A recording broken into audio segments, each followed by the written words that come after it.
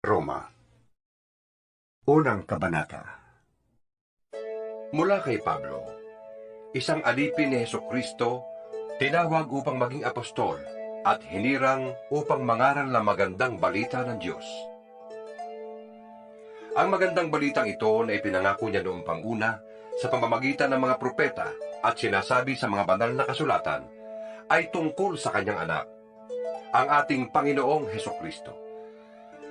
Sa kanyang pagiging tao, siya'y ipinanganak mula sa lipi ni David, at sa likas na kabanalan ng kanyang espiritu, ipinahayag siyang anak ng Diyos sa pamamagitan ng isang makapangyarihang gawa, ang kanyang muling pagkabuhay. Sa pamamagitan niya, tinanggap namin sa Diyos ang kaloob na maging apostol, alang-alang kay Kristo, upang ang lahat ng bansa ay akayin sa pananampalataya at pagsunod sa Kanya. Kayo'y kabilang sa mga tinawag na maging mga tagasunod ni Hesukristo. Sa inyong lahat na nasa Roma, mga minamahal ng Diyos at tinawag upang maging banal, sumainyo nawa ang pagpapala at kapayapaang mula sa Diyos na ating Ama at sa Panginoong Hesukristo.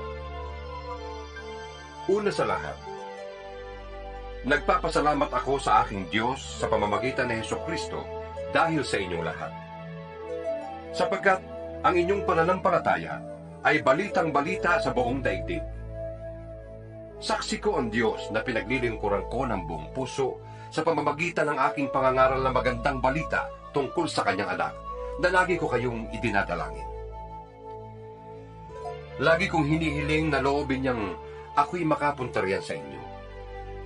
Nananabik akong makita kayo upang kayo'y mabahaginan ko ng mga kaloob ng Espiritu sa ikatitibay ninyo. Ang ibig kong sabihin, upang magkatulungan tayo sa ikatatatag ng bawat isa sa atin sa pamamagitan ng ating pananalig sa Diyos. Mga kapatid, ibig kong malaman ninyo na ilang ulit ko nang binalak na pumunta diyan. Ngunit laging may nagiging hadlang. Ibig kong makahikayat din diyan ng mga sasampalataya kay Kristo, tulad ng nagawa ko na sa ibang mga bansang hintil. May pananagutan ako sa lahat, sa mga sibilisado at sa mga barbaro, sa marurunong at sa mga mangmang. Kaya nga, ibig kong ipangaral din diyan sa Roma ang magandang balita. Hindi ko ikinahihiya ang magandang balita, sapagkat ito ang kapangyarihan ng Diyos sa ikaliligtas ng bawat sumasampalataya, unay ang mga Hudyo at gayon din ang mga Grego. Sa magandang balita ay ipinapahayag kung paano pinawawalang sala ng Diyos ang tao. At ito ay sa pamamagitan ng pananampalataya buhat sa simula hanggang sa wakas. Ayon sa sinasabi ng kasulatan, ang pinawalang sala ay mabubuhay sa pamamagitan ng pananampalataya. Nahayag mula sa langit ang puot ng Diyos laban sa lahat ng kalapastanganan at kasamaan ng mga taong dahil na rin sa kanilang kasamaan ay hinahadlangan ng katotohanan. Sapagkat ang maaaring malaman tungkol sa Diyos ay maliwanag. Yamang iyon ay pinapahayag sa kanila ng Diyos. Mula pa ng likhain ng Diyos ang sanlibutan, ang kanyang kalikasang hindi nakikita, ang kanyang kapangyarihang walang hanggan, at ang kanyang pagka-Diyos ay maliwanag na iniahayag ng kanyang mga ginawa. Kaya't wala na silang maidadahilan pa. Kahit na alam nilang may Diyos, siya'y hindi nila pinarangalan bilang Diyos, ni pinasalamatan man lang. Sa halip, naghaka-haka sila ng mga bagay na walang kabuluhan, kaya't nagdilim ang hangal nilang pag-iisip. Sila'y nagmamarunong, ngunit lumitaw na hangal. Tinalikdan nila ang kadakilahan ng Diyos na walang kamatayan, at ang sinamba nila'y ang mga larawan ng mga taong may kamatayan, ng mga ibon, ng mga hayop na may 4 na paa, at ng mga hayop na gumagapang. Kaya't hinayaan na sila ng Diyos sa kanilang maruruming pagnanasa, hanggang sa hindi na nila mapigil ang paggawa ng kahalayan sa isa't isa. Ang katotohanan tungkol sa Diyos ay tinalikdan at pinalitan nila ng kasinungalingan. Sinamba nila at pinaglingkuran ang nilikha, sa halip na ang lumikha, na siyang dapat papurihan magpakailanman. Amen. Dahil dito'y hinayaan sila ng Diyos sa mahalay na pagnanasa. Ayaw nang makipagtalik ng mga babae sa mga lalaki, at sa halip ay sa kapwa babae sila nakikipag-ugnayan. Ganon din ang mga lalaki. Ayaw na nilang makipagtalik sa mga babae, at sa kanilang kapwa lalaki sila nauhumaling. Ginagawa nila ang mga kasuklam-suklam na bagay, kaya't sila'y parurusahan ng parusang nararapat sa kanilang masasamang gawa. Dahil ayaw nilang kilalanin ng Diyos, hinayaan sila ng Diyos sa masasamang pag-iisip at sa mga gawaing kasuklam-suklam.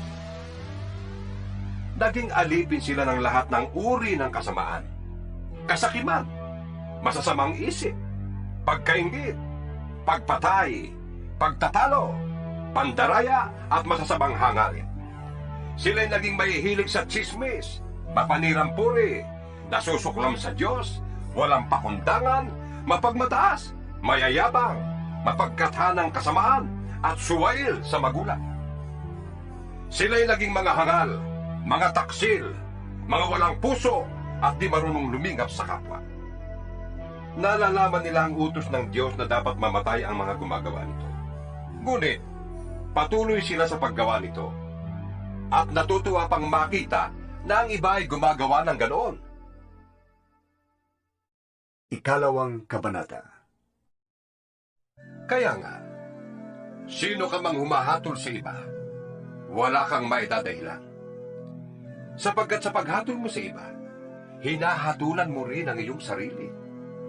Dahil ikaw na humahatol ay gumagawa rin ng ganoon. Nalalaman nating makatarungan ang hatol ng Diyos laban sa mga gumagawa ng mga iyon. Akala mo ba'y makakaiwas ka sa parusa ng Diyos kung hahatulan mo ang mga gumagawa ng masasamang gawain ginagawa mo rin naman? O baka naman ibig mo pang hamakin ng Diyos dahil siya ay napakabait, mapagpigil at mapagpaumanhin? Hindi mo ba alam na napakabuti ng Diyos kaya binibigyan kanya ng pagkakataong magsisi at tumalikod sa kasalanan? Ngunit sa katigasan ng iyong ulo at di pagsisisi, lalo mong pinabibigat ang parusang igagawad sa iyo sa araw na yon kung kailan iyahayag ang puot at makatwirang paghatol ng Diyos. Sapagkat igagawad niya sa lahat ng tao ang naaayon sa kanilang mga ginawa. Bibigyan niya ng buhay na walang hanggan ang mga taong patuloy na gumagawa ng mabuti, naghahangad ng karangalan, kadakilaan at kawalang kamatayan. Ngunit, matinding galit at puot ang sasapitin ng mga taong lumilikha ng pagkakabahabahagi at ayaw sumunod sa katotohanan kundi sa kasamaan. Paghihirap at kapighatian ang daranasin ng bawat gumagawa ng masama. Una ang mga Hudyo at gayon din ang mga Grego. Ngunit, karangalan, kapurihan at kapayapaan naman ang tatamuhin ng bawat gumagawa ng mabuti. Una ang mga Hudyo at gayon din ang mga Grego, sapagkat walang itinatangi ang Diyos. Ang lahat ng nagkakasala na hindi saklaw ng kautusan ni Moises ay parurusahan. Ngunit, hindi batay sa kautusan. Subalit ang lahat naman ng nagkakasala na saklaw ng kautusan ay hahatulan batay sa kautusan. Sapagkat hindi ang mga nakikinig sa kautusan, kundi ang sumusunod dito ang siyang pawawalang sala ng Diyos. Kapag ang mga hintil na hindi saklaw ng kautusan ay gumagawa ng ayon sa hinihingi nito, ayon sa kanilang likas na pag-iisip, ito'y nagiging kautusan na para sa kanila. Ipinapakita ng kanilang mga gawa na nakasulat sa kanilang puso ang hinihingi ng kautusan. Pinapatunayan din ito ng kanilang budhi, sapagkat kung minsan, sila'y sinusumbatan nito, at kung minsan naman, sila'y pinagtatanggol nito sa kanilang isipan. Ayon sa magandang balitang aking ipinapangaral, mangyayari ito sa araw na ang mga lihim ng lahat ng mga tao'y hahatulan ng Diyos sa pamamagitan ni Kristo Jesus. Ngunit ikaw, na nagsasabing ikaw ay Hudyo at nananalig sa kautusan, ipinagmamalaking mong may kaugnayan ka sa Diyos. Sabi mo'y alam mo ang kanyang kalooban at ang mabubuting bagay sapagkat itinuro ito sa iyo ng kautusan. Ang palagay mo'y taga-akay ka ng bulag. tanglaw ng mga nasa kadiliman, tagapayo ng mga hangal, at tagapagturo ng mga bata, dahil natuklasan mo sa kautusan ang buong kaalaman at katotohanan. Nagtuturo ka sa iba, bakit di mo turuan ang iyong sarili? Nangangaral kang masama ang magnakaw. Ikaw ba hindi nagnanakaw? Sinasabi mong huwag mangangalon niya. Ikaw ba'y hindi nangangalon niya? Nasusuklam ka sa mga Diyos-Diyusan. Ngunit pumapasok ka ba sa mga templo nito? Makapagnakaw lamang? Ipinagmamalaki mong saklaw ka ng kautusan. Ngunit nilalapastangan mo naman ang Diyos sa pamamagitan ng paglabag mo sa kautusan. Sapagkat nasusulat, Ang pangalan ng Diyos ay nilalait ng mga hentil dahil sa inyo. mahalaga lamang ang iyong pagiging tuli kung tumutupad ka sa kautusan. Subalit, kung lumalabag ka sa kautusan, para ka rin hindi tuli. Kung ang hindi tuli ay gumagawa ng ayon sa hinihingi ng kautusan, hindi ba siya ituturing na tuli? Kaya ikaw na Hudyong nasa ilalim ng kautusan, ngunit hindi naman tumutupad niyan, ay hahatulan ng mga hindi tuling tumutupad sa kautosang iyon. Sapagkat ang isang tao ay hindi nagiging Hudyo dahil sa panlabas na kaayuan o dahil sa siya ay tinuli sa laman. Ang tunay na Hudyo ay ang taong nabago sa puso't kalooban ayon sa Espiritu at hindi ayon sa kautosang nasusulat. Hindi ang tao ang nagpaparangal sa kanya, kundi ang Diyos. Ikatlong kabanata. Kung gayon, paano nakakalamang ang Hudyo sa hindi Hudyo? Ano ang kabuluhan ng pagiging tuli? Napakarami. Una sa lahat, ang mga Hudyo ang pinagkatiwalaan ng mga pahayag ng Diyos. Ano nga kung hindi naging tapat ang ilan sa kanila? Ang ibig kayang sabihin niyon ay hindi na rin tapat ang Diyos? Hindi. Sapagkat laging tapat ang Diyos kahit na ang lahat ng tao ay sinungaling. Ayon nga sa nasusulat tungkol sa Diyos. Lagi kang matuwid sa iyong mga salita. Lagi kang panalo kung ikaw ay litisin. Ngunit kung ang kasamaan natin ay nagpapakilala ng katarungan ng Diyos, masasabi ba nating hindi siya makatarungan dahil tayo'y pinaparusahan niya? Ganyan ang pangangatwiran ng tao. Hinding-hindi. Kung hindi makatarungan ng Diyos, paano niya hahatulan ang sanlibutan? Kung sa pamamagitan ng aking kasinungalingan ay lalong lumilitaw ang kadakilaan ng Diyos, sapagkat lalong nakikilala na siya'y tapat, makatarungan kayang parusahan niya ako bilang isang makasalanan? Kung gayon, bakit nga hindi natin sabihin, gumawa tayo ng masama kung mabuti naman ang magiging bunga noon? Ganyan daw ang itinuturo namin, sabi ng mga naninira sa amin. Sila'y parurusahan ng Diyos at iyan ang nararapat. Ano ngayon? Ang kalagayan ba nating mga Hudyo ay mas mabuti kaysa sa mga hintil? Hindi. Sapagkat pinatunayan na namin na ang lahat ng tao ay makasalanan, maging Hudyo o hintil. Ayon sa nasusulat, Walang matuwid. Wala kahit isa. Walang nakakaunawa. Walang naghahanap sa Diyos. Ang lahat ay lumihis ng landas at nagpakasama. Walang gumagawa ng mabuti. Wala kahit isa. Ang lalamunan nila ay tulad ng libingang bukas. Ang kanilang dilay ginagamit sa pandaraya. Ang labi nila ay may kamandag ng ulupong. Puno ng pagmumura at masamang salita ang kanilang bibig. Walang anuman sa kanila ang pagpatay ng kapwa. Parang dinaanan ng salot ng kanilang madaanan. Hindi nila alam ang daan ng kapayapaan. Hindi sila marunong matakot sa Diyos. alam natin na anumang sinasabi ng kautusan ay sinasabi sa mga nasasakupan nito, upang walang maidahilan ng sinuman, at sa gayoy managot ang lahat sa Diyos. Walang taong magiging katanggap-tanggap sa Diyos sa pamamagitan ng pagsunod sa kautusan, dahil ipinapakita lamang ng kautusan na ang tao'y nagkasala. Ngunit, ngayon nahayag na kung paano magiging matuwid ang tao sa harap ng Diyos. Ito ay hindi sa pamamagitan ng kautusan, kahit na ito'y pinapatutuhanan ng kautusan at ng mga propeta.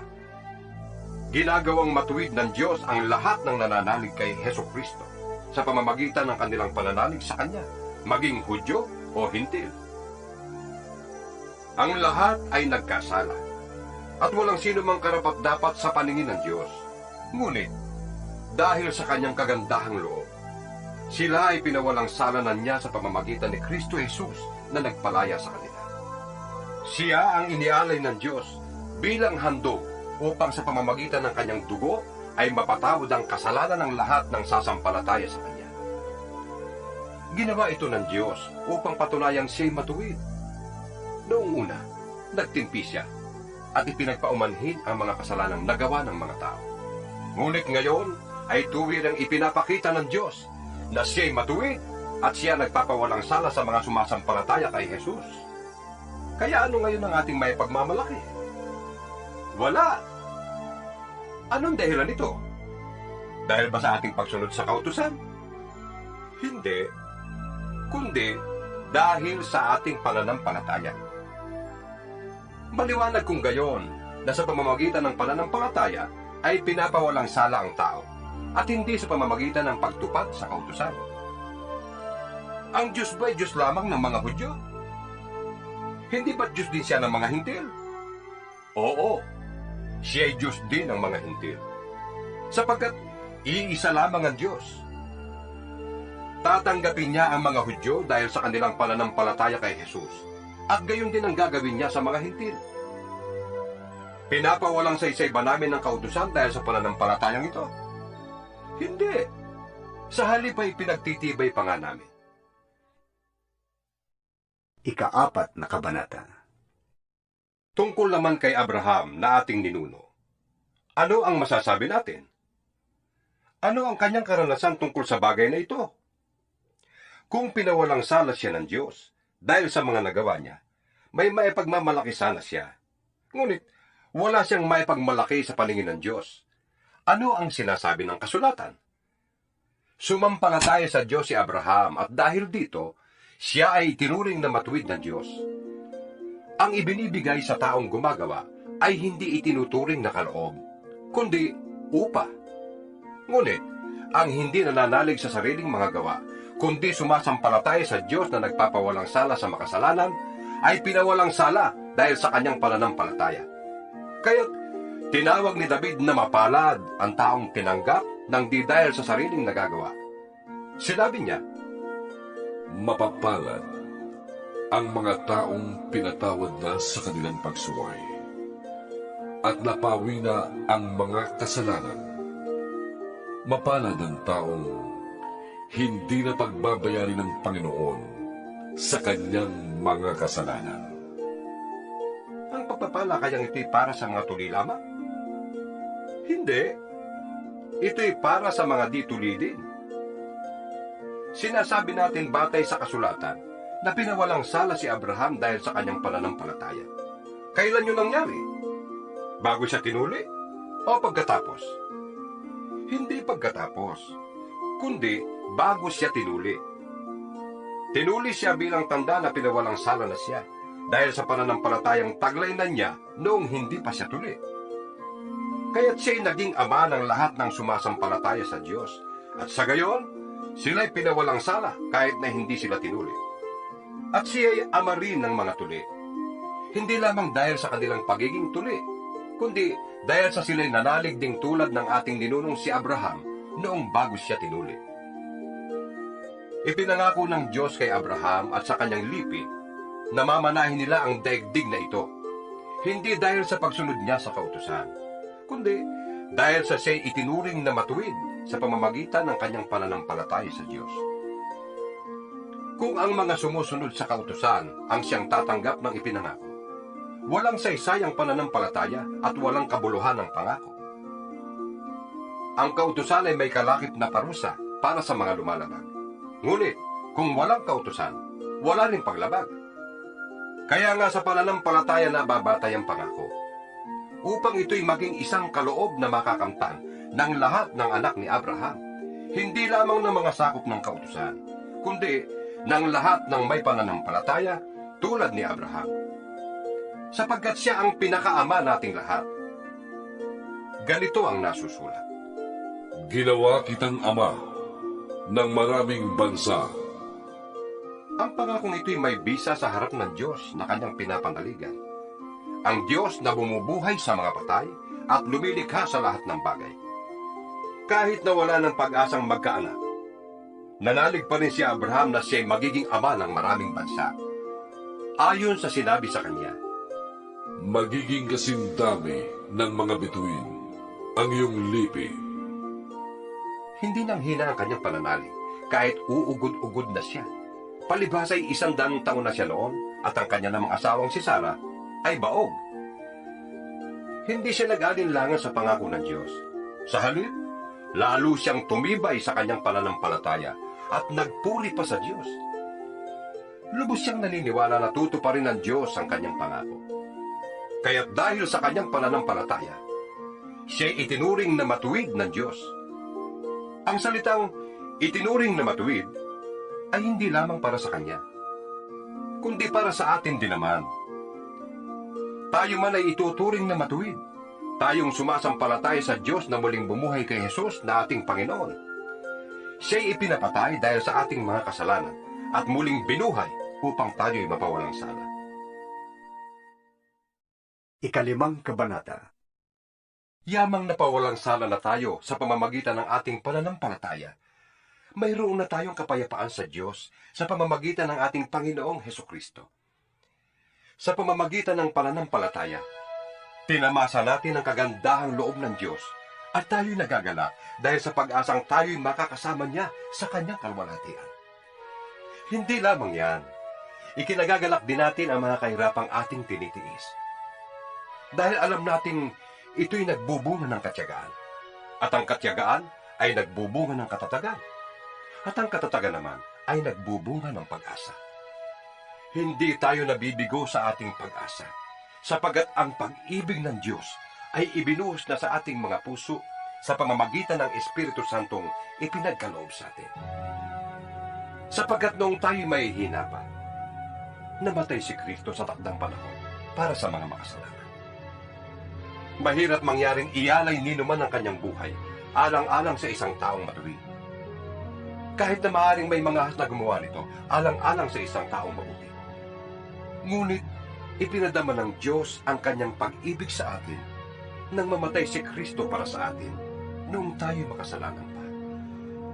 At ngayong napawalang sala na tayo sa pamamagitan ng kanyang dugo, lalo nang tiyak na maliligtas tayo sa poot ng Diyos sa pamamagitan niya. Dati, tayo'y mga kaaway ng Diyos. Ngunit, tinanggap na niya tayong mga kaibigan sa pamamagitan ng pagkamatay ng kanyang anak. Kaya't tiyak na maliligtas tayo dahil si Kristo ay buhay. At hindi lamang yan, tayo'y nagagalak at nagpupuri sa Diyos sa pamamagitan ng ating Panginoong Hesukristo, sapagkat dahil sa Kanya ay tinanggap tayo ng Diyos na maging kaibigan niya. Ang kasalanan ay pumasok sa sanlibutan sa pamamagitan ng isang tao.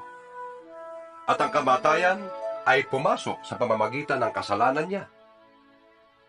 Dahil dito, lumaganap ang kamatayan sa lahat ng tao, dahil ang lahat ay nagkasala. Nasa sanlibutan na ang kasalanan bago pa ibinigay ang kautusan. Ngunit kung walang kautusan, walang pinapanagot sa kasalanan. Gayunman, naghari pa rin ang kamatayan mula kay Adan hanggang kay Moises, pati sa mga taong hindi nagkasala na gaya ng pagsuway ni Adan sa utos ng Diyos. Si Adan ay anino ng isang darating balang araw. Ngunit magkaiba ang dalawang ito, dahil ang libreng kaloob ng Diyos ay hindi katulad ng kasalanan ni Adan. Totoong maraming tao ang namatay dahil sa kasalanan ng isang tao. Ngunit, ang kagandahang loob ng Diyos ay mas dakila, pati na ang kanyang libreng kaloob sa maraming tao sa pamamagitan ng biyaya ng isang tao, si Hesukristo. Ang kaloob ay higit na di hamak kaysa ibinunga ng pagsuway ni Adan. Nagdala ng hatol na kaparusahan ang kanyang pagsuway.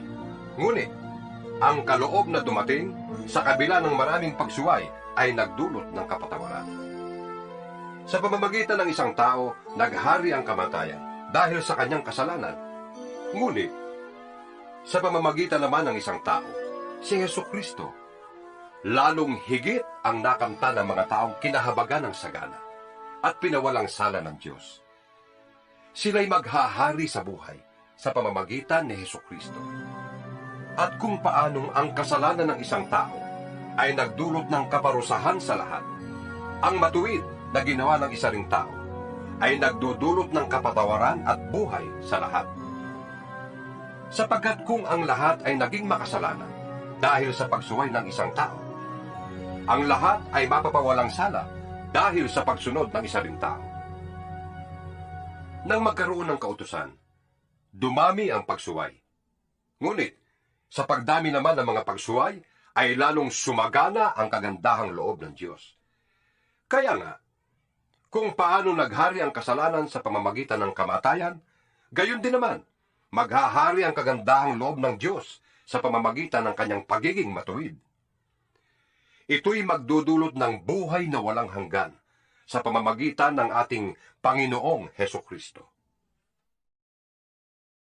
Ika-6 na kabanata. Ano ngayon ang sasabihin natin? Patuloy ba tayong magkakasala upang sumagana sa atin ang kagandahang loob ng Diyos? Hindi. Tayo'y patay na sa kasalanan. Kaya paano pa tayo mamumuhay sa pagkakasala? Hindi ba ninyo alam na tayong lahat na nabautismuhan kay Kristo Jesus ay nabautismuhan sa kanyang kamatayan? Sa makatwid, tayo'y namatay na at nalibing na kasama niya sa pamamagitan ng bautismo upang kung paanong binuhay na muli si Kristo sa pamamagitan ng dakilang kapangyarihan ng Ama, tayo rin ay magkaroon ng panibagong buhay. Sapagkat kung nakasama tayo ni Kristo sa isang kamatayang katulad ng kanyang kamatayan, tiyak na tayo ay makakasama rin niya sa isang muling pagkabuhay na katulad ng kanyang muling pagkabuhay. Alam natin na ang dati nating pagkatao ay naipako na sa krus kasama niya upang mamatay ang ating makasalanang pagkatao at nang hindi na tayo maalipin pa ng kasalanan. Sapagkat ang namatay na ay pinalaya mula sa kapangyarihan ng kasalanan. Kung tayo'y namatay ng kasama ni Kristo, naniniwala tayong mabubuhay rin tayong kasama niya. Alam nating si Kristo na muling binuhay ay hindi na muling mamamatay.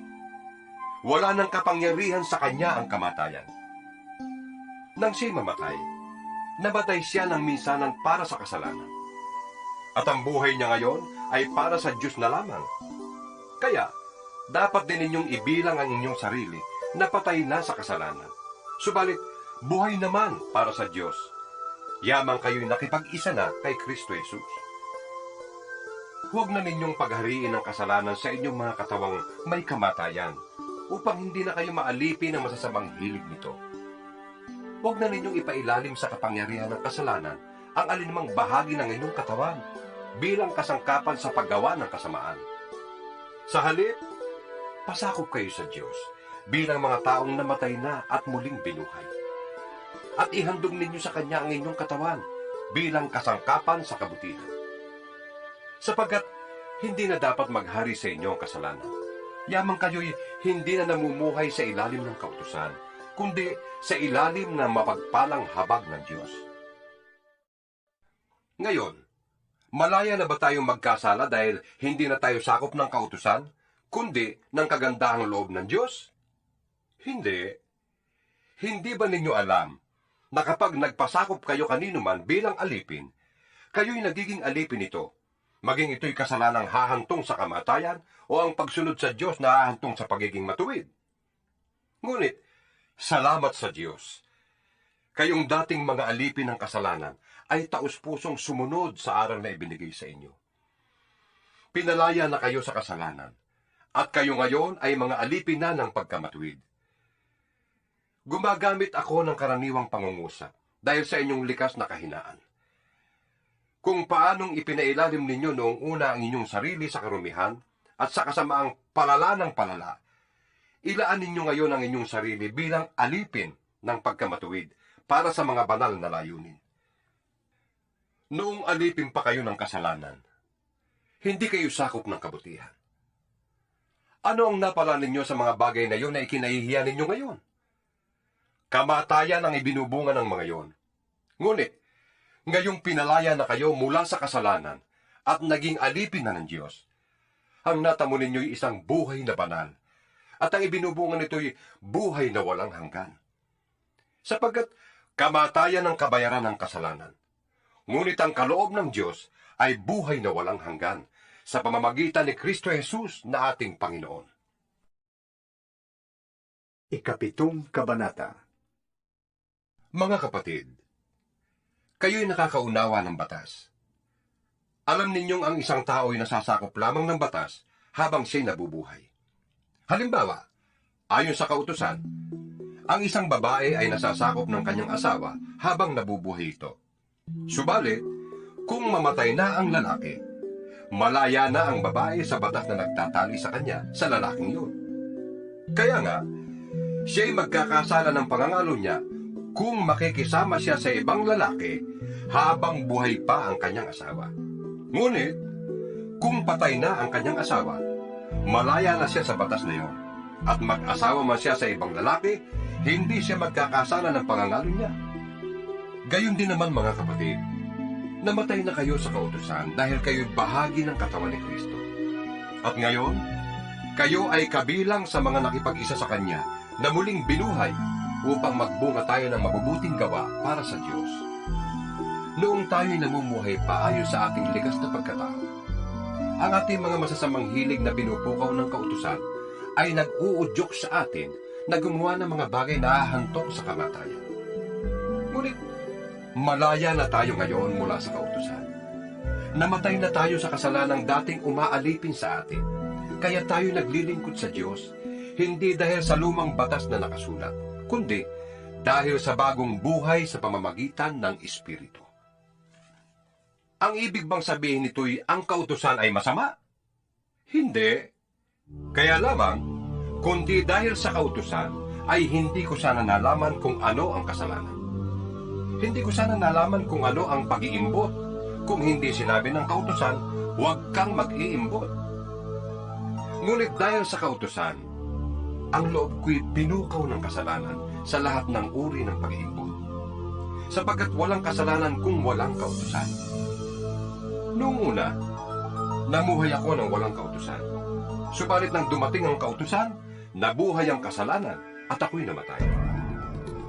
Ang kautusang dapat sanang magdulot sa akin ng buhay ay siyang nagdulot sa akin ng kamatayan. Sapagkat kinasangkapan ng kasalanan ang kautusan upang ako'y dayain, at sa gayon ay napatay nga niya ako. Kaya nga, banal ang kautusan at ang bawat utos ay banal, matuwid at mabuti. Ang ibig bang sabihin nito'y nagdulot sa akin ng kamatayan ng mabuting bagay?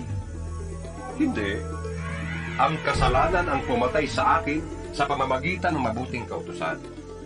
Nangyari ito upang maipakita kung ano nga ang kasalanan at upang mahayag sa pamamagitan ng kautusan na ang kasalanan ay talagang napakasama. Alam nating ang kautusan ay espiritual, ngunit ako'y makalaman at alipin ng kasalanan. Hindi ko maunawaan ang aking sarili, sapagkat hindi ko ginagawa ang ibig ko. Sa halip, ang kinasusuklaman ko ang siya kong ginagawa. Kung ginagawa ko ang hindi ko ibig, nangangahulugang sumasang-ayon ako na mabuti nga ang kautusan. Kaya, hindi na ako ang may kagagawa niyon, kundi ang kasalanang nananatili sa akin.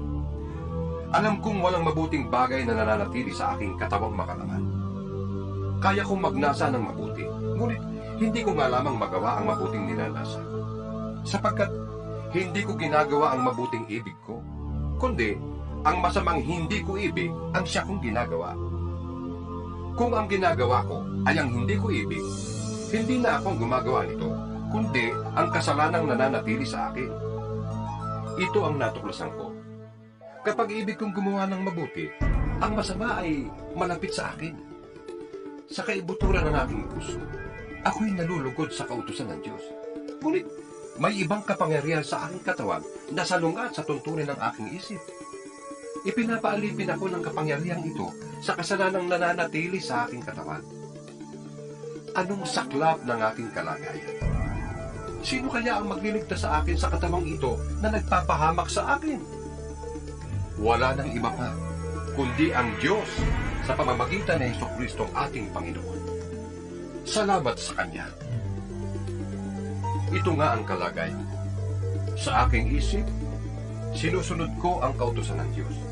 Ngunit, sa aking katawang makalaman, sinusunod ko ang tuntunin ng kasalanan. Ikawalong kabanata.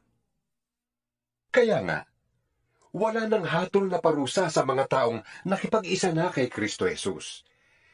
Wala na ako sa kapangyarihan ng kasalanan at kamatayan, sapagkat pinalaya na ako ng kapangyarihan ng Espiritong nagbibigay buhay sa pamamagitan ni Kristo Jesus. Ginawa ng Diyos ang hindi kayang gawin ng kautusan dahil sa likas na kahinaan ng tao. Isinugo niya ang kanyang sariling anak sa anyo ng taong makasalanan upang pawiin ang kasalanan. Sa gayon, hinatulanan niya ang kasalanang umaalipin sa tao. Ginawa ito ng Diyos upang ang hinihingi ng kautusan ay matupad na sa atin na namumuhay ayon sa Espiritu at hindi ayon sa hilig ng laman. Ang mga namumuhay ayon sa hilig ng laman ay walang pinapahalagahan kundi ang mga bagay na ukol sa laman. Ngunit ang mga namumuhay ayon sa kapangyarihan ng Espiritu ay mga bagay na espiritual ang pinapahalagahan. Ang pagsunod sa laman ay naghahatid sa kamatayan. Ngunit, ang pagsunod sa Espiritu ay nagdudulot ng buhay at kapayapaan. Kaya nga, kapag sinusunod ng tao ang mga hilig ng laman, siya'y nagiging kaaway ng Diyos. Sapagkat hindi niya sinusunod ang batas ng Diyos at talaga namang hindi niya kayang sundin ito. At ang nabubuhay ayon sa laman ay hindi maaaring kalugdan ng Diyos. Ngunit hindi na kayo namumuhay ayon sa laman, kundi ayon sa Espiritu, dahil nananatili sa inyo ang Espiritu ng Diyos. Kung wala sa isang tao ang Espiritu ni Kristo, hindi kay Kristo ang taong yun. Ngunit kung nasa inyo si Kristo, kahit ang inyong mga katawan ay mamamatay dahil sa kasalanan, buhay naman ang inyong Espiritu dahil pinawalang sala na kayo ng Diyos. Kung nasa inyo ang Espiritu ng Diyos na siyang muling bumuhay kay Jesucristo, ang Diyos din yan ang muling bubuhay sa inyong mga katawang namamatay sa pamamagitan ng kanyang Espiritong nananatili sa inyo. Mga kapatid, hindi na tayo alipin ng likas na hilig ng laman, kaya hindi na tayo dapat mamuhay ayon sa laman. Sapagkat mamamatay kayo kung namumuhay kayo sa laman, ngunit kung pinapatay ninyo sa pamamagitan ng Espiritu ang mga gawa ng laman, mabubuhay kayo. Ang lahat ng pinapatnubayan ng Espiritu ng Diyos ay mga anak ng Diyos. Sapagkat hindi ibinigay sa inyo ng Diyos ang Espiritu upang kayo'y gawing mga aliping namumuhay sa takot. Sa halip, ibinigay sa inyo ang Espiritu upang kayo'y gawing mga anak ng Diyos. Kaya nakakatawag tayo sa Kanya ng Ama, Ama ko. Ang Espiritu ang nagpapatotoo, kasama ng ating Espiritu, na tayo'y mga anak ng Diyos. At iyamang mga anak, tayo'y mga tagapagmana ng Diyos at kasamang tagapagmana ni Kristo.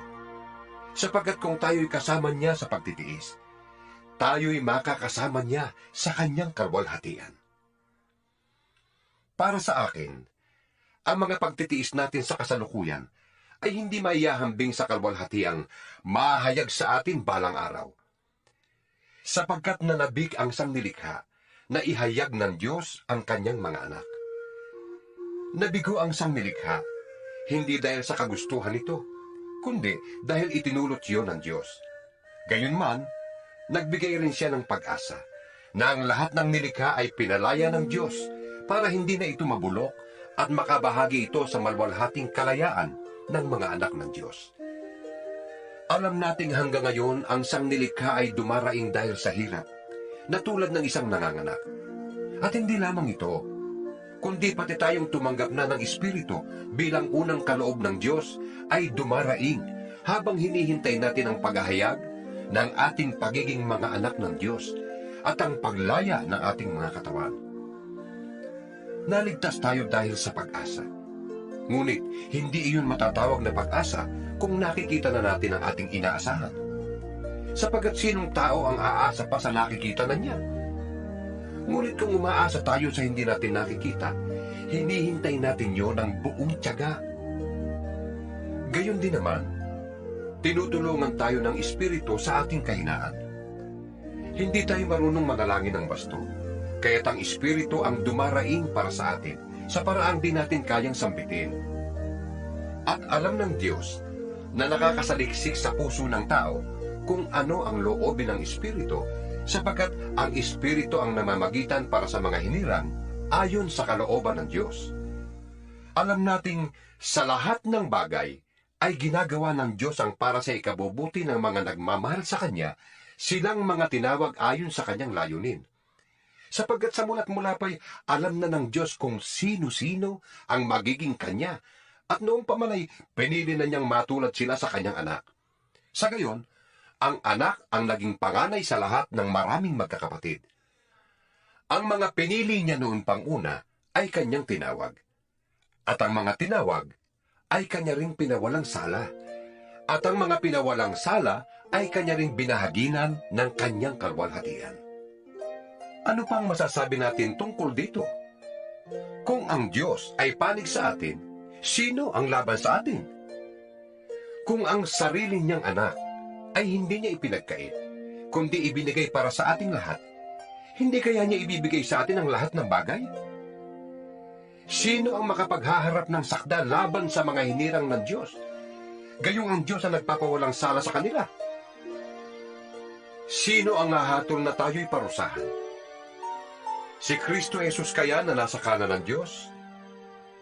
Siya pa nga ang namatay at muling binuhay, at ngayon namamagitan para sa atin. Sino ang makakapaghiwalay sa atin sa pagmamahal ni Kristo? Ang kaguluhan kaya? Ang kapighatian, pag-uusig, gutom, kahirapan, panganib, o kamatayan? Gaya ng nasusulat. Dahil sa iyo, nanganganib kaming mamatay sa buong maghapon. Kami natutulad sa mga tupang papatayin. Hindi. Ang lahat ng yan ay kayang-kaya nating pagtagumpayan sa pamamagitan niya na nagmamahal sa atin. Sapagkat natitiyak kung walang makakapaghiwalay sa atin sa kanyang pag-ibig. Kahit ang kamatayan, ang buhay, ang mga anghel, ang mga pamunuan o ang mga kapangyarihan, ang kasalukuyan o ang hinaharap, ang kataasan, ang kalaliman, o alinmang nilalang ay hindi makakapaghiwalay sa atin sa pag-ibig ng Diyos na ipinagkaloob sa atin sa pamamagitan ni Kristo Jesus na ating Panginoon. Ikasyam na kabanata. Katotohanan ang sinasabi ko. Ako'y kay Kristo at hindi ako nagsisinungaling. Saksi ko ang Espiritu Santo na malinis ang aking budhi sa sasabihin ko sa inyo. Matindi ang aking kalungkutan, at di mapawi ang pagdaramdam ng aking puso. Dahil sa aking mga kababayan at kalahi, mamatamisin ko pang ako'y sumpain at mawalay kay Kristo alang-alang sa kanila. Sila'y mga Israelita at binigyan ng Diyos ng karangalang maging mga anak niya. Sa kanila nakipagtipan ng Diyos. Sa kanila rin ibinigay ang kautusan, ang tunay na pagsamba, at ang kanyang mga pangako. Sa kanilang mga ninuno, at sa kanilang lahi nagmula ang Kristo nang siya'y maging tao. Diyos na kataas-taasan, at pinapapurihan magpakailanman. Amen. Hindi nangangahulugang nawala na ng kabuluhan ang salita ng Diyos, sapagkat hindi naman lahat ng mga Israelita ay kabilang sa bayang hinirang niya. At hindi rin ibinibilang na anak ni Abraham ang lahat ng nagmula sa kanya. Ganito ang sinabi ng Diyos. Ang magmumula lamang kay Isaac ang ibibilang na lahi mo. Kaya nga, hindi lahat ng anak ni Abraham ay ibinibilang na anak ng Diyos, kundi yun lamang mga saklaw ng pangako ng Diyos. Sapagkat ganito ang pangako. Babalik ako sa 1 taon, sa ganito ring panahon, at magkakaanak ng isang lalaki si Sarah. At hindi lamang yun. Kahit naiisa lamang ang ama ng 2 anak ni Rebecca, na walang iba kundi ang ating ninunong si Isaac. ipinakilala ng Diyos na ang kanyang pagpili ay ayon sa sarili niyang layunin at hindi batay sa gawa ng tao. Kaya't bago pa ipanganak ang mga bata at bago pa sila makagawa ng anumang mabuti o masama, ay sinabi na ng Diyos kay Rebecca, Maglilingkod ang nakatatanda sa kapatid niyang nakababata. ayon nga sa nasusulat. Minahal ko si Jacob at kinapuotan ko si Esau. Masasabi ba nating hindi makatarungan ng Diyos dahil dito? Hindi. Sapagkat ganito ang sabi niya kay Moises, Mahahabag ako sa ibig kong kahabagan at maaawa ako sa ibig kong kaawaan. maliwanag kung gayon, na ang pasya ng Diyos ay nababatay sa kanyang habag, hindi sa kalooban o pagsisikap ng tao. Sapagkat ayon sa kasulatan, ay sinabi niya sa hari ng Ehipto, Ginawa kitang hari upang sa pamamagitan mo'y maipakilala ko ang aking kapangyarihan at maipahayag ang aking pangalan sa buong daigdig. Kaya nga, kinahahabagan ng Diyos ang sinumang ibig niyang kahabagan at pinapatigas niya ang ulo ng ibig niyang pagmatigasin. Sasabihin mo naman sa akin, kung gayon, bakit pa sinisisi ng Diyos ang tao? Sino ba ang makakasalungat sa kanyang kalooban? Ngunit ikaw na tao lamang, sino kang mangangahas na sumagot ng ganoon sa Diyos? Masasabi kaya ng tao sa lumikha sa kanya? Bakit ninyo ako ginawang ganito? Wala bang karapatan ng gumagawa ng palayok na bumuo ng mamahalin o mumurahing sisidlan mula sa isang tumpok ng lupa? Kahit na ibig ipakita noon ng Diyos ang kanyang puot at ipakilala ang kanyang kapangyarihan, buong tiyaga pa rin niyang pinagtiisan ang mga taong dapat sanang parusahan at lipulin. Ginawa niya yun upang ipakilala ang kanyang walang kapantay na kadakilaan sa mga taong kanyang kinahabagan, na noong una pa'y inihandanan niya para sa kalwalhatian. Tayo ang mga taong yan. Tayong tinawag niya hindi lamang mula sa mga Hudyo, kundi mula rin sa mga Hintil. Ganito ang sinasabi niya sa aklat ni Osias. Iyong dating hindi ko bayan ay aking tatawaging bayan ko. At ang dating hindi ko mahal ay aking tatawaging mahal ko. At ang sinabihang kayo'y hindi ko bayan ay tatawaging mga anak ng Diyos na buhay. Ito naman ang ibinahayag ni Isaias tungkol sa Israel. Kahit na maging kasindami ng buhangin sa dagat ang bilang ng mga anak ni Israel, kaunti lamang sa kanila ang maliligtas, sapagkat mahigpit at mabilis nakahatulan ng Panginoon ang daigdig. Si Isaias din ang nagsabi, Kung ang makapangyarihang Panginoon ay hindi nagtira ng ilan sa ating lipi, tayo sana'y naging gaya ng Sodoma at naging tulad ng Gomora. ano ngayon ang masasabi natin? Ang mga Hintil na hindi nagsikap na maging kalugod-lugod sa Diyos ay kinalugdan niya? Sila'y pinawalang sala niya sa pamamagitan ng pananampalataya. Ngunit ang Israel naman, na nagsikap na maging kalugod-lugod sa Diyos sa pamamagitan ng kautusan ay nabigo. Bakit? Dahil sinikap nilang kalugdan sila ng Diyos sa pamamagitan ng mga gawa at hindi sa pamamagitan ng pananampalataya sa Kanya. Natisod sila sa batong katitisuran ayon sa nasusulat. Naglalagay ako sa Siyon ng batong katitisuran, isang malaking bato na kanilang kadadapaan. Ngunit ang sumasampalataya sa Kanya ay di mabibigo. 10 kabanata. Mga kapatid, ang pinakananais ko at idinadalangin sa Diyos ay maligtas ang Israel, sapagkat saksi akong sila'y nagsisikap na maging kalugod-lugod sa Diyos. Mali nga lamang ang kanilang naging batayan, dahil hindi nila alam ang pagiging matuwid na mula sa Diyos. Kaya sinisikap nilang gumamit ng sarili nilang pamamaraan, sa halip na sundin ang pamamaraang itinakda ng Diyos. Sapagkat si Kristong kaganapan ng kautusan, at sa gayon ay nagiging matuwid ang sinumang sasampalataya sa Kanya. Ganito ang sinulat ni Moises tungkol sa pagiging matuwid batay sa kautusan. Mabubuhay ang tumutupad ng kautusan. Ngunit ganito naman ang sinasabi tungkol sa pagiging matuwid batay sa pananampalataya. Huwag mong sabihin sa iyong sarili, sino ang aakyat sa langit? Na para bang ibig pababain si Kristo. Huwag mo rin sabihin, sino ang mananaog sa kailaliman? Na para bang ibig ibangon si Kristo mula sa mga patay. Sapagkat ganito ang sinasabi. Malapit sa iyo ang salita. Nasa mga labi mo na at nasa iyong puso. Ang tinutukoy dito ay ang salitang ipinangangaral namin tungkol sa pananampalataya.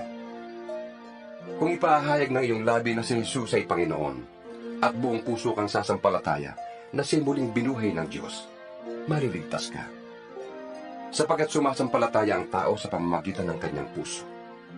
At nang sa gayon ay nagiging matuwid at nagpapahayag siya sa pamamagitan ng kanyang labi at sa gayon ay naliligtas. Sabi nga ng kasulatan, Hindi mabibigo ang sinumang sumasampalataya sa Kanya.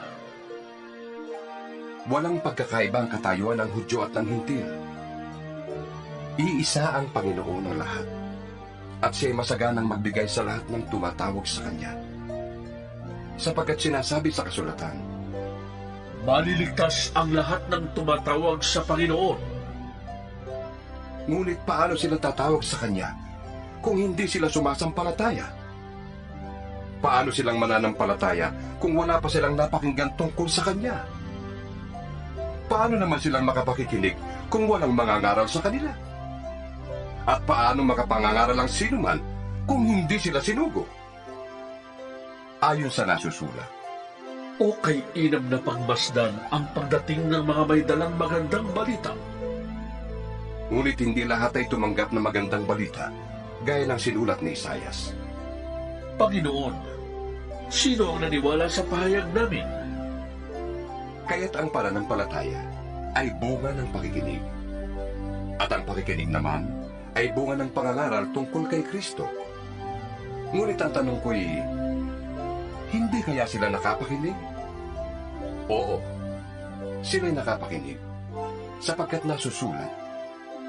Abot sa lahat ng dako ang kanilang tinig, at ang mga salita nila ay laganap sa sanlibutan. Ito pa ang isa kong tanong. Hindi kaya nakaunawa ang bansang Israel? Noon pa'y sinagot na ito ng Diyos sa pamamagitan ni Moises. Gagamitin ko ang mga taong hindi man lamang isang bansa upang kayo'y inggitin. Gagamitin ko ang isang bansang hangal para kayo'y galitin. Buong tapang namang ipinahayag ni Isaias ang sinabi ng Diyos. Natagpuan ako ng mga hindi naghahanap sa akin. Ako'y nagpahayag sa mga hindi nag-uusisa tungkol sa akin. Subalit, tungkol naman sa Israel, ay sinabi niya, Maghapon akong nananawagan sa isang bansang matigas ang ulo at mapaghimagsik. 11 kabanata. ito ngayon ang tanong ko. Itinakwil na nga kaya ng Diyos ang kanyang bayan? Hindi. Ako'y isang Israelita rin, mula sa lahi ni Abraham at kabilang salipi ni Benjamin. Hindi itinakwil ng Diyos ang kanyang bayan, na sa simula pa'y hinirang na niya. Hindi ba ninyo alam ang sinasabi ng kasulatan tungkol kay Elias? Dumaing siya sa Diyos dahil sa ginagawa ng Israel. Panginoon, Sabi niya, pinatay nila ang iyong mga propeta at giniba ang iyong mga dambana. Ako na lamang ang natitira at ibig pa nilang patayin. ngunit ano ang sagot sa kanya ng Diyos? Nagtira ko ng 7,000 lalaking hindi sumamba sa Diyos-Diyosang si Baal. Ganoon din sa kasalukuyan. Mayroon pang nalalabing mga hinirang ng Diyos dahil sa kanyang kagandahang loob. At kung iyon ay dahil sa kanyang kagandahang loob, maliwanag na hindi dahil sa gawa. Sapagkat kung ang ginawa ng tao ang batayan, hindi na masasabing kagandahang loob yun. Ano ngayon? Hindi nakamta ng bansang Israel ang kanyang ninanais. Ang mga hinirang lamang ang nagkamit nito dahil matigas ang ulo ng iba. Ganito ang sabi ng kasulatan.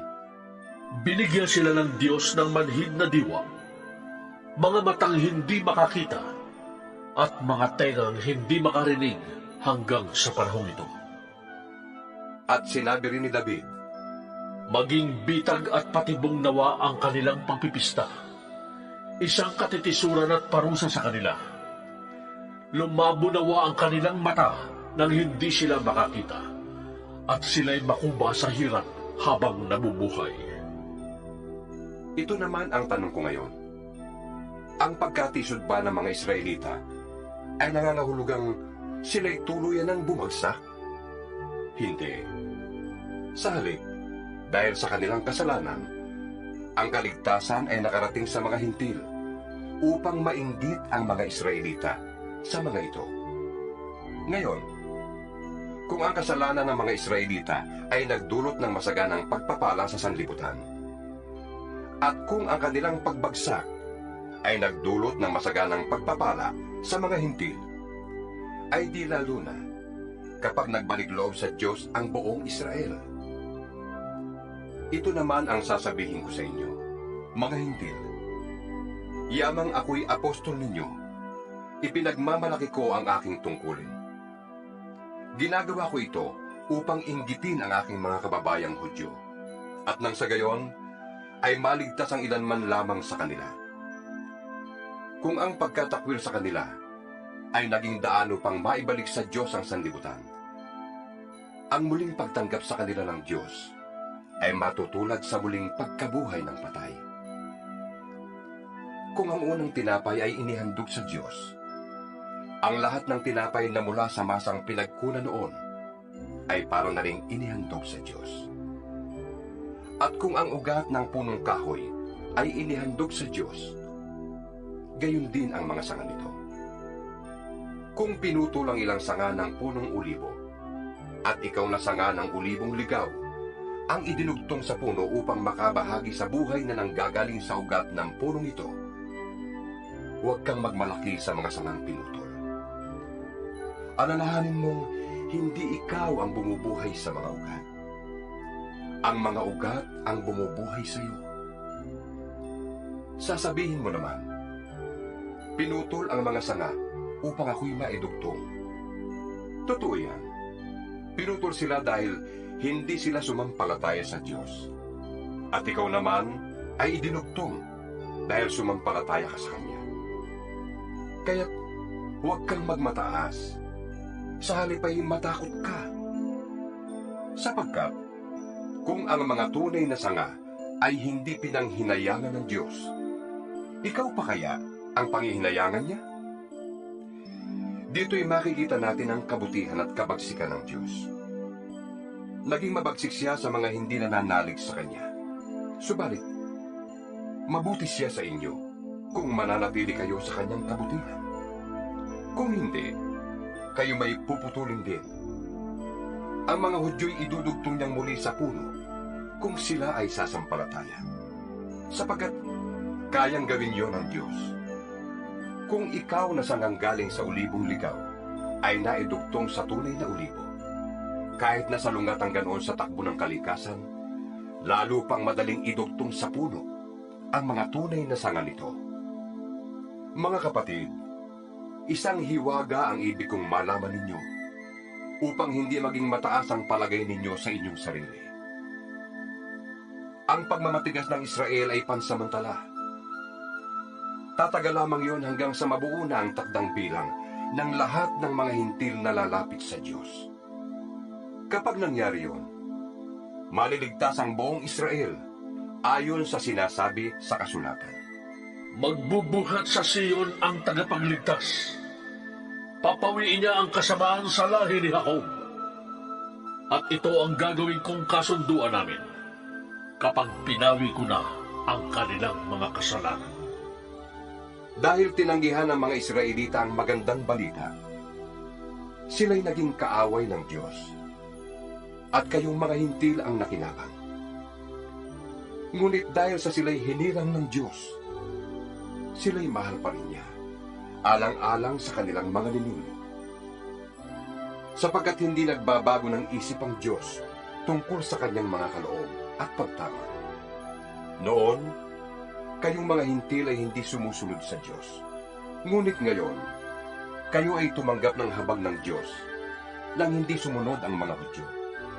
Gayon din naman, ngayong nahahabag ang Diyos sa inyo.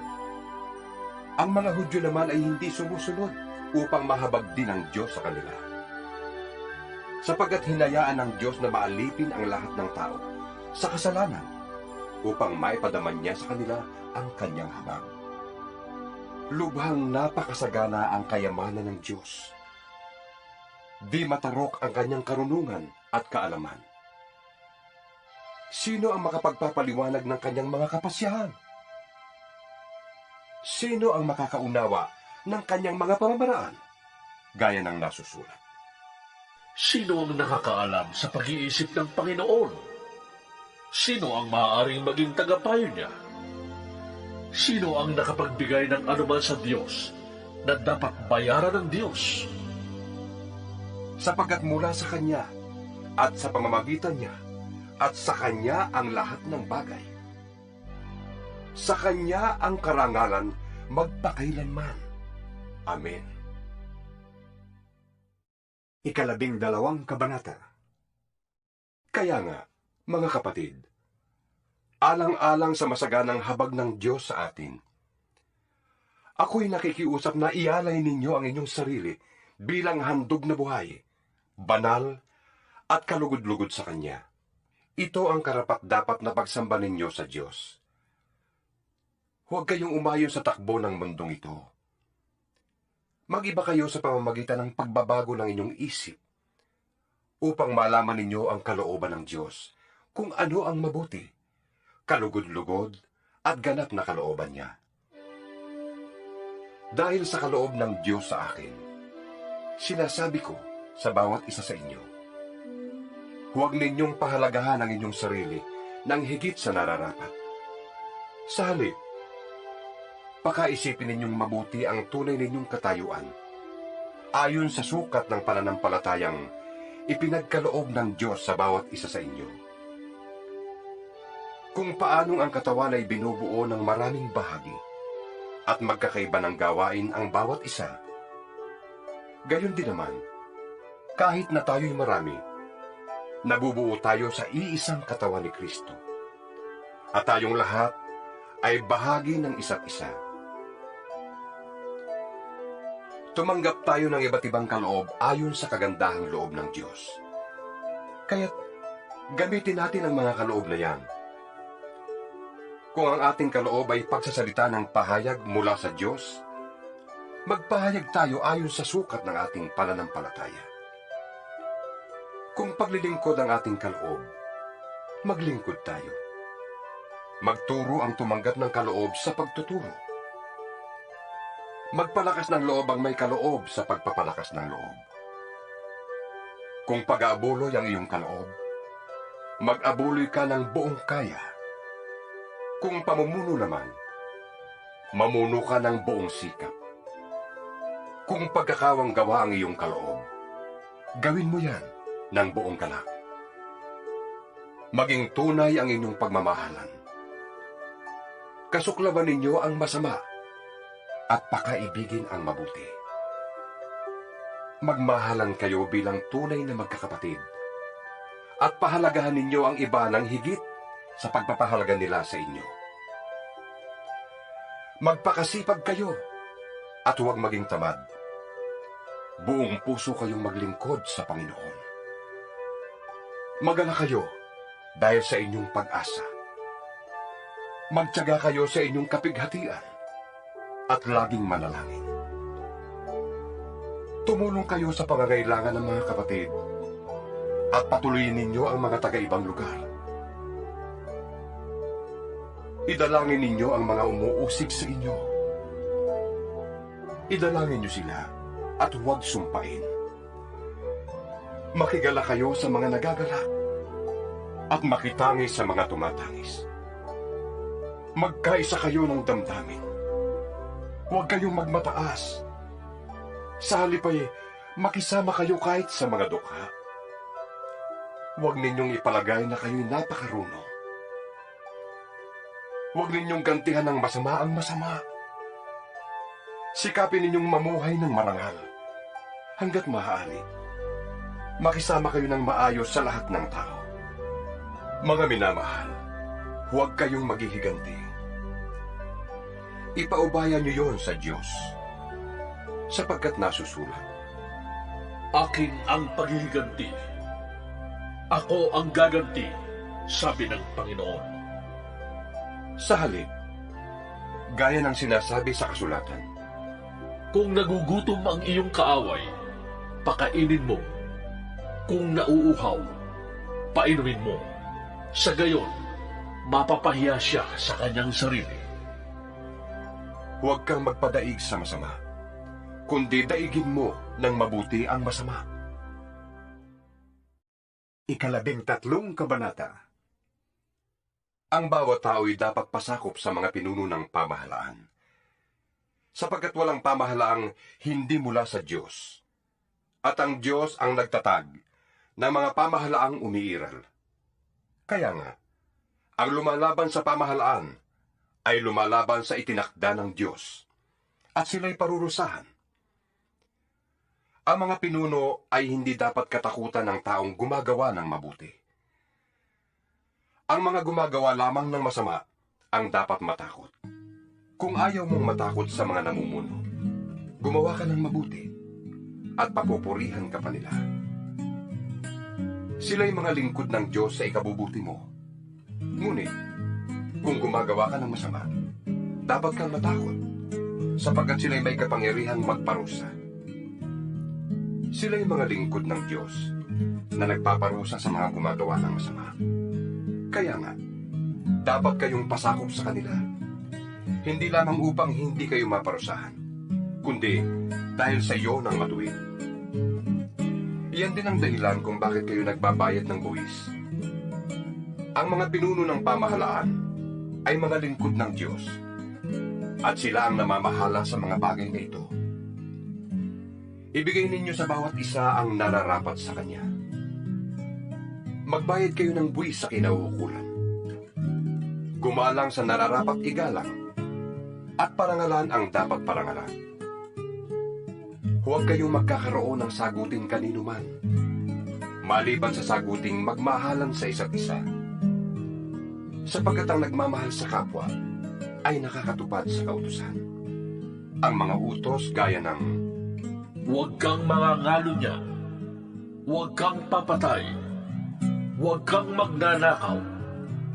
Huwag kang mag-iimbot. at alinmang utos na tulad ng mga ito ay nauuwing lahat sa iisang utos. Mahalin mo ang iyong kapwa, gaya ng iyong sarili. Ang nagmamahal ay hindi gumagawa ng masama kanino man. Kaya't ang pagmamahal ang katuparan ng kautusan. Alam ninyong panahon na upang gumising kayo. Ang pagliligtas sa atin ay higit ng malapit ngayon, kaysa noong tayo'y unang sumampalataya sa Panginoon. Namamaalam na ang gabi at malapit ng lumiwanag. Layuan na natin ang lahat ng gawang masama at italaga natin ang sarili sa paggawa ng mabuti. Mamuhay tayo sa liwanag at huwag gugulin ang panahon sa magulong pagsasaya at paglalasing, sa pagpapakasawa sa hilig ng laman at kahalayan, sa alitan at inggitan. Ang Panginoong Hesukristo ang paghariin ninyo sa inyong buhay, at huwag ninyong sundin ang mga hilig ng laman. 14 na kabanata. Tanggapin ninyo ang mahina sa pananampalataya, at huwag makikipagtalo tungkol sa kanyang paniniwala. May naniniwalang maaari siyang kumain ng anuman, ngunit gulay lamang ang kinakain ng mahina sa pananampalataya. Huwag hamakin ng taong kumakain ng anuman. Ang kumakain ng gulay lamang At huwag namang hatulan ng kumakain ng gulay lamang ang taong kumakain ng anuman, sapagkat siya'y tinatanggap din ng Diyos. Sino ka upang humatol sa utusan ng iba? Ang Panginoon lamang niya ang makahatol kung siya'y karapat-dapat o hindi. At aariin naman siyang karapat-dapat sapagkat kayang gawin yun ng Panginoon. May nagpapahalaga sa isang araw ng higit kaysa ibang mga araw. May naniniwala namang pare-pareho ang lahat ng araw. Magpakatatag ang bawat isa sa kanyang sariling pasya sa bagay na ito. Ang nagpapahalaga sa isang araw ay nagpapahalaga nito alang-alang sa Panginoon. Ang kumakain ng anuman ay kumakain niyon alang-alang sa Panginoon. Yamang nagpapasalamat siya sa Diyos. Yun namang hindi kumakain ng ilang uri ng pagkain ay gumagawa ng ganoon alang-alang din sa Panginoon. At nagpapasalamat din siya sa Diyos. Walang sino man sa atin ang nabubuhay o namamatay para sa kanyang sarili lamang. Kung tayo'y nabubuhay, sa Panginoon tayo nabubuhay. At kung tayo'y namamatay, sa Panginoon tayo namamatay. Kaya nga, sa mabuhay o sa mamatay, tayo'y sa Panginoon. Sapagkat si Kristo ay namatay at muling nabuhay, upang maging Panginoon ng mga patay at ng mga buhay. Ngunit ikaw, bakit mo hinahatulan ang iyong kapatid? At ikaw naman, bakit mo hinahamak ang iyong kapatid? Tayong lahat ay haharap sa hukuman ng Diyos, sapagkat sinasabi sa kasulatan, Yamang ako'y buhay, sabi ng Panginoon. Ang lahat ay luluhod sa harap ko, at ang bawat dilay magpupuri sa Diyos. Kaya, sasagutin ang bawat isa sa atin sa Diyos ang mga bagay na ating ginagawa. Huwag na tayong humatol sa isa't isa. Huwag din tayong maging dahilan ng pagkakasala ng ating kapatid. Dahil sa aking pakikipag-isa sa Panginoong Hesus, natitiyak kong walang pagkaing likas na masama, kundi nasa akala lamang ng tao yon. Kung inaakala ni numan na ipinagbabawal ang isang pagkain, bawal yun sa kanya. Kaya, kung dahil sa kinakain mo, ay sumama ang loob ng iyong kapatid, hindi na ayon sa pag-ibig ang ginagawa mo. Si Kristo'y namatay para sa kanya, kaya't huwag mo siyang ipahamak dahil sa iyong pagkain. Pag-ingatan mong ang inaakala mong tama ay huwag masamain ang iba. Sapagkat ang pagkain o inumin ay walang kinalaman sa paghahari sa atin ng Diyos. Ang mahalaga rito ay ang pagiging matuwid, magandang pagsasamahan, at kagalakang kaloob ng Espiritu Santo. Ang naglilingkod kay Kristo ng may ganitong kaisipan ay kinalulugdan ng Diyos at iginagalang ng mga tao. Kaya't pagsikapan natin gawin ang mga bagay na makapagdudulot ng kapayapaan at makakapagpatibay ng pananampalataya ng isa't isa. Huwag ninyong ipahamak ang iniligtas ng Diyos dahil lamang sa pagkain. Walang pagkaing likas na masama. Ang masamay kung magkakasalang iba dahil sa iyong kinakain. Mabuti ang di kumain ng karne o uminom ng alak o gumawa ng anumang magiging sanhi ng pagkakasala ng iyong kapatid. Ikaw na lamang at ang Diyos ang dapat makaalam ng iyong paniniwala tungkol sa bagay na ito. Maligaya ang taong di sinusumbatan ng kanyang budhi kapag ginagawa niya ang mga bagay na inaakala niyang tama.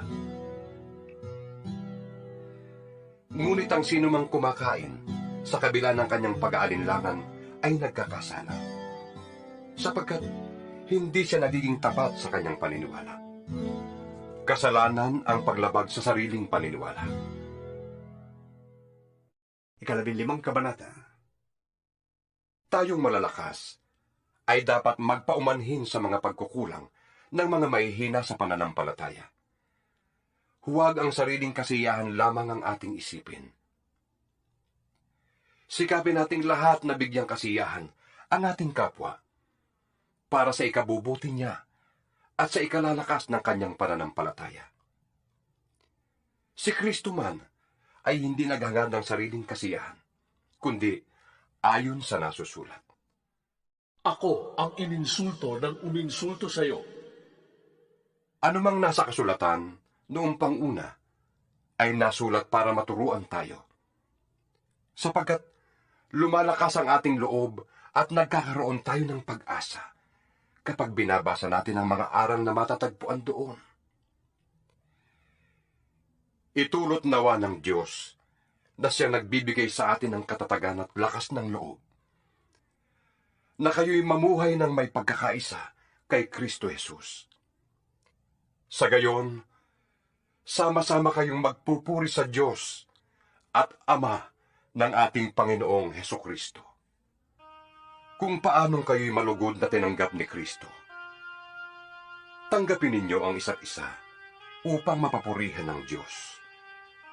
Sinasabi ko sa inyo, si Kristo'y naglingkod sa mga Hudyo upang patunayan na ang Diyos ay tapat at tinutupad ang mga pangako niya sa kanilang mga ninuno. At upang ang mga hintil naman ay magpuri sa Diyos dahil sa kanyang habag. Ganito ang sinasabi sa kasulatan. Kaya't pupurihin kita sa gitna ng mga hentil at aawitan kita ng papuri. Sinabi pa, Magala kayo, mga hentil, kasama ng kanyang bayan. at sinabi pa rin, Magpuri kayo sa Panginoon, kayong mga hentil. Lahat ng bansa ay magpuri sa Kanya. idinagdag pa ni Isaias, May isisilang sa lahi ni Jesse ang titindig upang maghari sa mga hentil. Siya ang magiging pag-asa nila. pagpalain nawa kayo ng Diyos na bukal ng pag-asa. At pagkalooban niya kayo ng kagalakan at kapayapaan sa pananampalataya, upang tumibay ang inyong pag-asa sa pamamagitan ng kapangyarihan ng Espiritu Santo. Mga kapatid, lubos akong naniniwalang kayo'y puspos ng kabutihan at may sapat na kaalaman at kaya na ninyong turuan ang isa't isa. Gayunman, sa sulat na ito'y naglakas loob akong paalalahanan kayo tungkol sa ilang bagay. Ginawa ko ito dahil sa kaloob ng Diyos sa akin, na maging lingkod ni Kristo Jesus bilang pari sa mga hintil. Ipinapangaral ko sa kanila ang magandang balita ng Diyos upang sila'y maging handog na kalugod-lugod sa Kanya. Yamang sila'y pinabanal na ng Espiritu Santo. Kaya't bilang lingkod ni Kristo Jesus, may katwiran akong ipagmalaki ang aking paglilingkod sa Diyos. Wala akong pinapangahasang ipagmalaki, kundi ang ginawa ni Kristo upang maakit ang mga hintil na sumunod sa Diyos sa pamamagitan ko. Sa pamamagitan ng aking mga salita at gawa. Sa tulong ng mga himala at kababalaghan. At sa kapangyarihan ng Espiritu Santo. Kaya't sa lahat ng lupain, mula sa Jerusalem hanggang sa Ilirico, ay naipangaral ko ang magandang balita tungkol kay Kristo. Ang hangad ko'y ipangaral ito sa mga takong hindi pa nakikilala si Kristo, upang hindi ako magtayo sa pundasyon ng iba. Ganito ang sinasabi ng kasulatan. Makakakilala ang hindi pa nakakabalita tungkol sa Kanya. Makakaunawa ang hindi pa nakakarinig tungkol sa Kanya. Iyan ang dahilan kung bakit hindi ako matuloy-tuloy sa pagpunta sa inyo. Ngunit ngayong tapos na ang gawain ko sa lupain ito, at yamang maraming taon nang ibig kong makapunta riyan, inaasahan kong magkikita tayo pagdaan ko diyan, papuntang Espanya. Inaasahan ko ring ako'y tutulungan ninyong makarating doon matapos tayong magkasama-sama ng kaunting panahon. Ngunit sa ngayon ay pupunta muna ako sa Jerusalem upang dalhin ang tulong sa mga kapatid doon. Sapagkat Minabuti ng mga taga-Macedonia at Akaya na magpadala ng abuloy para sa mga mahihirap na kapatid sa Jerusalem. Malugod nilang ginawa yon at talaga namang dapat nilang gawin. Dahil ang mga hintil ay nakabahagi ng mga pagpapalang espiritual ng mga Hudyo. Nararapat lamang na tulungan nila ang mga Hudyo sa pamamagitan ng kanilang pagpapalang material. Pagkabigay ko ng nasabing tulong sa mga kapatid sa Jerusalem, daraan ako riyan pagpunta ko sa Espanya. Naniniwala akong pagpunta ko riyan ay taglay ko ang masaganang pagpapala ni Kristo. Nakikiusap ako sa inyo mga kapatid, alang-alang sa ating Panginoong Hesukristo at sa pag-ibig ng Espiritu. Tulungan ninyo ako sa pamamagitan ng inyong taimtim na pananalangin. Idalangin ninyong maligtas ako sa mga hindi sumasampalatayang nasa Judea. At naway tanggapin ng mga kapatid sa Jerusalem ang paglilingkod ko para sa kanila. Sa gayon, kung loloobin ng Diyos, masaya akong makakarating diyan at makakapagpahinga sa inyong piling. Sumainyo nawa ang Diyos na pinagmumula ng kapayapaan. Amen. 16 na kabanata. Itinatagubilin ko sa inyo ang ating kapatid na si Febe, na isang tagapaglingkod ng iglesia sa Sincrea. Tanggapin niyo siya alang-alang sa Panginoon, gaya ng nararapat nating gawin bilang magkakapatid. Tulungan niyo siya sa anumang pangangailangan niya, sapagkat marami siyang natulungan. Kasama na ako. Ikumusta ninyo ako kina Priscilla at Aquila, na mga kamanggagawa ko kay Kristo Jesus. Itinaya nila ang kanilang sarili sa panganib upang iligtas ang aking buhay. At hindi lamang ako ang nagpapasalamat sa kanila, kundi pati lahat ng iglesia ng mga hintil. Ikumusta rin ninyo ako sa iglesyang nagtitipon sa kanilang bahay. Ipaabot din ninyo ang aking pangungumusta sa mahal kong kaibigan na si Epeneto, na siyang unang nanalig kay Kristo doon sa Asya. Ikumusta ninyo ako kay Maria na nagpakahirap sa paglilingkod para sa inyo. Ikumusta ninyo ako sa mga kababayan kong sina Andronico at Junia na nakasama ko sa bilangguan. Sila'y kilala ng mga apostol at naunang naging Kristiyano kaysa sa akin. Ikumusta ninyo ako kay Ampliato na aking minamahal sa Panginoon. Ipakibati ninyo ako kay Urbano, na kamanggagawa natin kay Kristo. At ang mahal kong kaibigang si Istakis. Ikumusta din ninyo ako kay Apeles na subok ang katapatan kay Kristo. Gayon din sa pamilya ni Aristobulo, sa kababayan kong si Herodion, at sa mga kapatid sa Panginoon sa sambahayan ni Narciso. Ikumusta ninyo ako kina Trifena at Trifosa, na mga lingkod ng Panginoon. Gayon din sa mahal kong kaibigang si Persida, na naglingkod na mabuti sa Panginoon. Ibati ninyo ako kay Rufo, na magiting na lingkod ng Panginoon, at sa kanyang ina na para ko na rin ina. Ikumusta rin ninyo ako kina Asincrito, Flegonte, Hermes, Patrobas, Hermas, at sa mga kapatid na kasama nila. Ibati ninyo ako kina Filologo, Julia, Nereo, at sa kanyang kapatid na babae, gayon din kay Olimpas at sa lahat ng kapatid na kasama nila. Magbatian kayo bilang magkakapatid. Binabati kayo ng lahat ng mga iglesia ni Kristo. Nakikiusap ako sa inyo mga kapatid.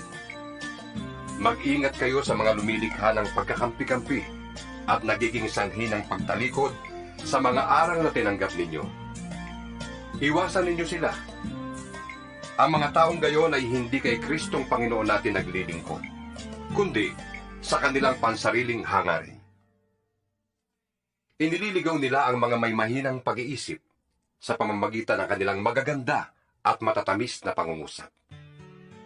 Kahit na balitang-balita ang inyong pagkamasunurin kay Kristo, bagay na ikinagagalak ko. Ibig kong maging matalino kayo tungkol sa mga bagay na mabuti, at walang malay naman sa masama. Ang Diyos ang bukal ng kapayapaan. Malapit na niyang ipalupig sa inyo si Satanas. Pagpalain kayo ng ating Panginoong Hesus. Binabati kayo ni Timoteo na aking kamanggagawa.